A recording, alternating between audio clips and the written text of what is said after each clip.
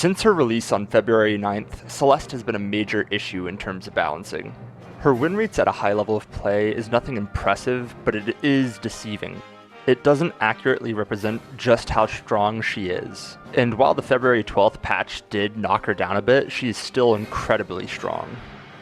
Of the changes made to Celeste during this patch, the most notable would be reduces to her spirit scaling and spirit damage, and this resulted in her pick rate and win rate going down, but it just wasn't enough. And yes, these were things that needed to be adjusted, but none of these changes addressed the fundamental issues with her character design.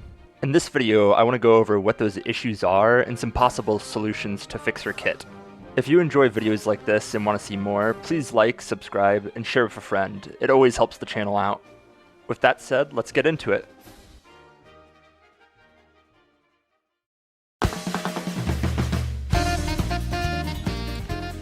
Celeste is a character that does high burst damage in an area, and with any character like this, you want to be able to punish them if they're out of position. But Celeste's kit not only allows her to do immense burst damage, but it also gives her 2 get-out-of-jail-free cards. The first of the 2, and arguably the worst defender in her kit, is her passive, which gives her increased air control and gives her lower gravity stats. At first, this may not seem like much, but this is a source game at the end of the day, so changes like this can allow characters to bunny hop and do crazy things with movement. This includes being able to carry your momentum through air dashes and wall bounces. This allows Celeste to get into the fight, pop her abilities, and then get out without any scratches. When you combine this with the fact that Celeste starts with 4 stamina bars, it's just insane. Being gifted this passive and starting with this many stamina bars should have never made it through testing. But if you thought all of this was already strong, we haven't even gotten to her second ability, Dazzling Trick, which puts a barrier around her, increases her movement speed, and if it breaks, deals damage and silences nearby enemies. When combined with her passive, that extra movement speed makes extreme differences, allowing her to get out of situations that other characters would just die to. In addition to this, the barrier allows her to make trades in lane that she should normally lose. All of these mentioned passives and abilities allow her to play an unfair game, where the enemy player is punished for her poor positioning. And I feel like this is why most players hate going against her. Now, Celeste isn't the first character to break these kinds of rules in Deadlock. Holiday is another character that is able to get out of jail for free, resulting in her going unpunished for poor positioning. However, Holiday is only an issue in the high ranks. And even there, stat-wise, she seems to struggle. But this is definitely due to her high skill floor. To play her effectively, not only do you have to use a very difficult kit, but you have to be consistent across every game. This is why only a small percentage of the player base actually complains about her. Compare this to Celeste, who has a very low skill floor and better potential. You can see why Celeste is in the spotlight instead of her. I think the main problem comes down to how Celeste's movement is tied to her abilities. As in, it isn't tied to any ability, it's just a passive. Movement like this is always a lot of fun, but it will always be powerful. So we have 2 options with Celeste in my mind. Either take away her movement passive, or take away her shield. I personally would like to see her shield removed. We can then replace the 2 with her passive. This would keep her fun to play, but make her more squishy, so she can't get out of every situation. Okay, this has been a long rant about her movement, so I'd like to move on to her other abilities.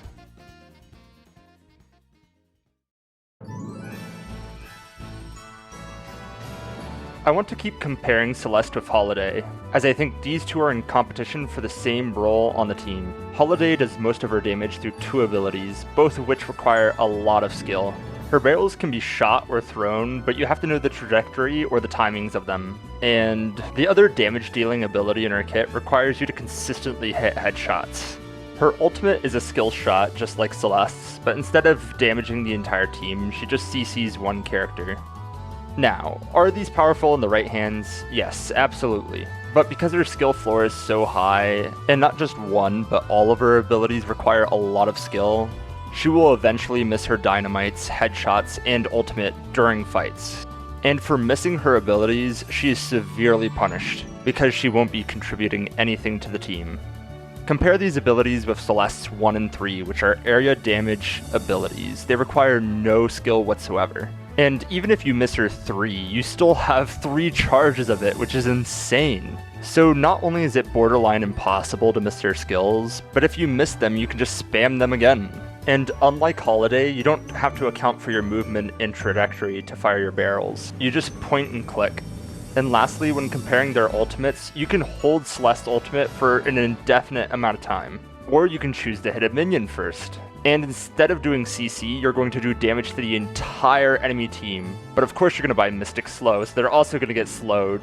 And to top it all off, if you miss, unlike Holiday, you're not going to be punished with a brutally long cooldown. You're going to be refunded for half of it. And while some items like Counterspell can help you out, there's just no direct counter to this ultimate.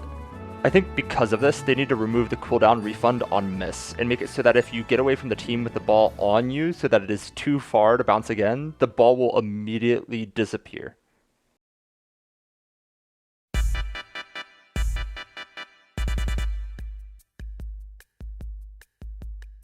Celeste is a very fun character and has a very cool physical character design, but like I said earlier, I think she just needs to have her ult touched up, and her passive should substitute her 2. While her other abilities are spammy, I don't necessarily think that's a problem. Their spirit damage and spirit scaling will just have to be adjusted with time. But from now until she gets a nerf, I'll be banning her every game, as the new characters can now be banned. If you stayed until the end, thank you so much for watching. And once again, if you liked the video, please like, subscribe, and share with a friend. It's really helping the channel out. I know I've been very random with when I post, so I'm trying to get a weekly schedule together so I can be more consistent for you guys. Also, I'll be making polls weekly to figure out who you all want to see in the next video, so make sure you're subscribed if you want to get a heads up for those. Alright, that was a lot of announcements for just one video, so I'll catch you guys in the next one. Keep your eye on the ball, boys and girls.